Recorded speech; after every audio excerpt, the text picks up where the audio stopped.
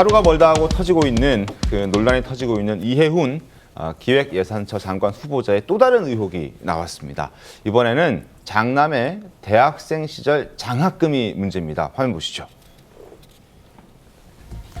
자, 장남이 6년간 생활비 장학금을 수령했다는 의혹입니다. 부모 찬스 아니냐? 자, 대학 학부 2011년부터 2016년까지 6년간 특별 장학생으로 선정이 됐고 생활비 장학금을 받았다는 겁니다. 한 학기에 150만 원씩.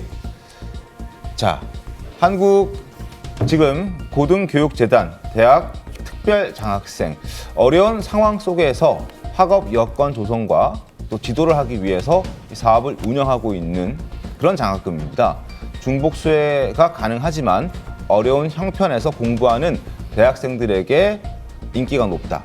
주로 그런 학생들을 어렵게 공부하는 학생들을 위해서 마련된 장학금으로 보이는데 최윤석 의원님, 이해훈 후보자는 지금 알려진 것만 해도 어려운 상황은 아니지 않습니까? 예, 뭐 어려운 상황이라기보다는 어찌 보면은 지금 그동안 되게 불법적인 아파트 청약까지 이런 것들을 감안하면 또 이렇게 영종도 땅 투기도 그렇죠. 예, 그 일생을 여러 가지 그 재산에 대해서 아주 집착하면서 이렇게 살아왔던 사람이라고 보여지고 저때 장남이 대학교 다닐 때만 하더라도 이미 되게 부유한 환경이었죠. 그래서 이런 장학금 이런 것들을 신청해서 수혜를 받았다는 것 자체가 저는 이해훈 후보자의 가족 전체에 대한 도덕성 문제 이런 것들로 저는 좀 당연히 비화될 수 있을 것 같고 이해훈 후보자와 그 가족들이 지금 했던 여러 가지 지금 뭐 땅 투기나 또는 이제 뭐 아파트 투기 또는 기타 다른 이렇게 자녀들에 대한 뭐 병역 문제도 있고 또 이번처럼 이렇게 장학금에 대한 이런 좀 투명하지 않은 이 장학금 수혜 같은 것들을 보면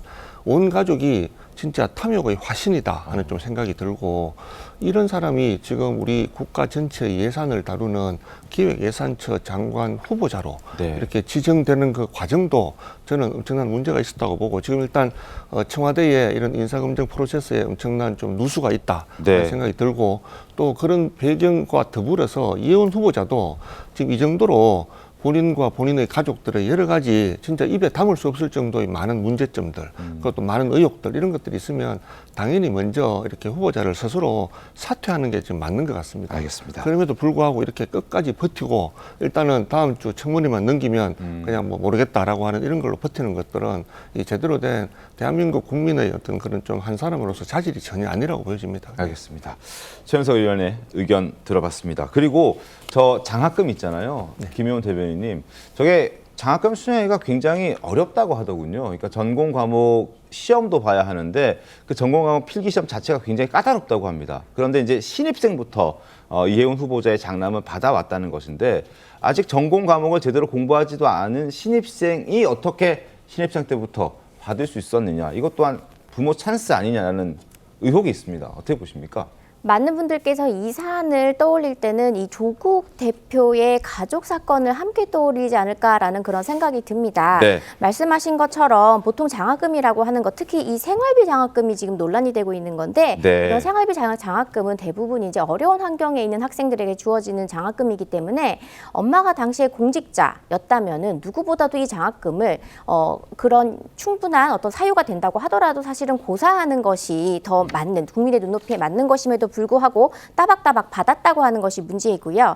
그리고 지금 입학 전형에 보면은 말씀하신 것처럼 상당히 이 선정 과정이 좀 공부도 잘하고 근데 뭔가 시험을 통과해야지 이게 받을 수 있다라고 전형이 나와 있는데 그렇다면 더더욱 이해훈 후보자 같은 경우에는 청문회를 앞두고 그 당시의 기준이 무엇이었는지 그리고 그 당시에 지원자들의 풀이 어떠했는지 그리고 실제로 이 장남이 받은 면접 평가표 같은 것들을 사실 다 제출을 해야 되는 그런 의무가 있다고 생각이 되고요. 그리고 무엇보다 말씀하신 것처럼 1학년인데 어떻게 그 시험에 좋은 점수를 받아서 이 장학금을 탔느냐에 대한 것은 아무래도 이 해당 분야가 이 이해훈 장관의 후보자의 남편, 그러니까 이 장남의 아버지가 있는 학회와 또 이 재단과의 연결고리가 있지 않을까라는 의혹까지 나오고 있기 때문에 그렇다면 더더욱 아빠 찬스를 쓰지 않았다라는 것을 스스로 후보자가 증빙을 해야 된다고 생각을 합니다. 지금 말씀해 주신 것처럼 아들의 이 장학금 수혜 과정이 과연 공정했는지를 두고 뒷말이 나온 이유가 여러 가지가 있는데 아들이 장학금을 탄 재단이 아버지가 속한 학회와 상당히 긴밀한 관계였기 때문이라는 겁니다. 화면 함께 보시죠. 자, 아빠 찬스 논란. 2020년 미 오하이오 주립대 경제학 박사 과정 중에 연세대 경제학과 교수인 아버지의 논문을 투고, 이게 아버지 전문 분야였던 겁니다. 그래서 제1저자로 장남, 제2저자로 아버지, 그러니까 공저자, 이거 많이 봤던 그림이긴 하죠. 자, 그리고 이렇게 아빠 찬스 논란, 그리고 생활비 장학금과 관련해서도 이혜훈 후보자의 경우에는 강남의 고급 아파트 37억 원을 현금으로 내고 분양을 받았고, 그 아파트는 지금 현재 100억 원에 가까운 호가를 유지하고 있는 그런 아파트에 거주하고 있는 이혜훈 후보자의 장남이 생활비 장학금을 받았다는 부분, 여러 가지 의문들이 뒤따르고 있는 상황입니다. 임재 변호사는 어떻게 보셨습니까? 그렇죠. 부모와 자식은 분리되어 있기 때문에 아무리 부모가 부자라고 해도 자녀가 당연히 본인이 대학에 들어가서 또 생계비를 마련하기 위해 장학금을 신청할 수도 있고요. 네. 뭐 아르바이트 등을 해서 본인이 생활비를 해결할 수도 있을 것입니다. 근데 이번 차원 같은 경우에는 여러 의혹들이 중첩되고 반복되는데 좀 유사한 성격을 보여집니다. 네. 충분히 다른 방법이 있음에도 불구하고 굳이 이렇게까지 해서 이득을 취하려고 했나라는 좀 공통적인 의문을 던지게 하고 있는 상황인데요.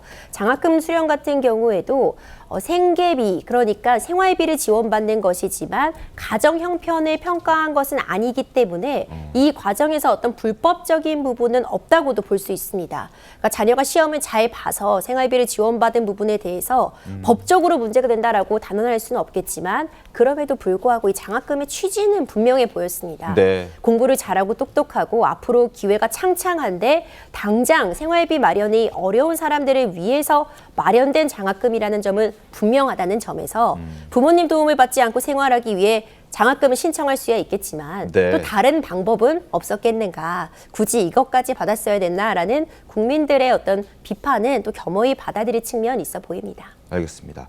국민의힘 주진우 의원은 이렇게 얘기했습니다. 화면 함께 보시죠. 제2의 조민 사태가 생각난다라면서 형편 어려운 학생들에게 돌아가야 할 배움의 기회까지 빼앗은 것이다. 이건 제2의 조민 사태다라고 국민의힘에서는 지적하고 있습니다. 그리고 실제로 이혜훈 후보자는 재력이 상당한 것으로 알려져 있죠. 자, 민주당 이동학 의원님 어떻게 보십니까? 저는 소명이 좀 안 되지 않을까 싶어요. 그러니까 청문회에서 아마 본인이 지금 받고 있는 의혹이 상당히 여러 가지잖아요. 근데 이런 건들도 국민들의 어떤 불쾌감 이런 것들 좀 더 올릴 수 있는 그런 사안이라고 생각을 하고요. 다만 청문회까지 이제 가려고 하는 것은 아마 본인이 50을 잘못했는데 지금 60, 70, 80 이렇게 된 부분에 있어서 아마 그 플러스된 부분 30 정도는 본인이 적어도 소명을 해야 되겠다. 본인의 명예 차원이라도. 장관이 되고 안 되고는 전 그 이후의 문제인 것 같고 네. 지금 수준에서는 이 소명이 지금 잘 안 되고 있는 상황이기 때문에 아마도 이런 부분들에 대한 소명 그런 것들을 청문회 과정을 통해서 하지 않을까 싶고요. 아마 그 뒤에 명운은 그 뒤에 또 맡겨야 되지 않을까 싶습니다. 어제 관련해서 이혜훈 후보자에게 질문이 쏟아졌습니다. 어떻게 답했을지 직접 들어보시죠.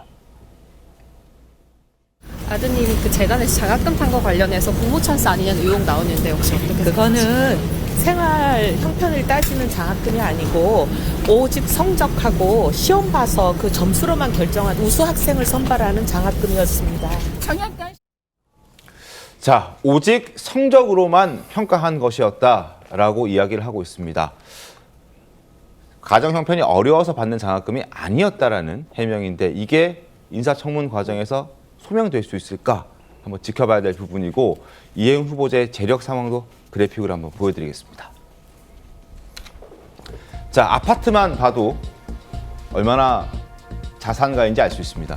2014년 분양받은 서울 서초구 아파트 가액이 37억 원입니다.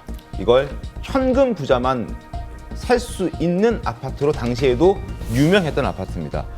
그리고 최근에는 인근 아파트와 비슷한 면적으로 비교를 해드리면 최고액은 100억 원대가 형성돼 있다는 걸 알 수 있습니다. 그리고 62억 원의 자산과 그게 한 6년 만에 100억 더 늘어났다는 얘기도 여러분 다들 알고 계실 테고 인천 영종도의 땅 투기 의혹도 31억 원의 시세 차익을 봤다는 내용도 아마 잘 알고 계실 거라고 생각이 듭니다.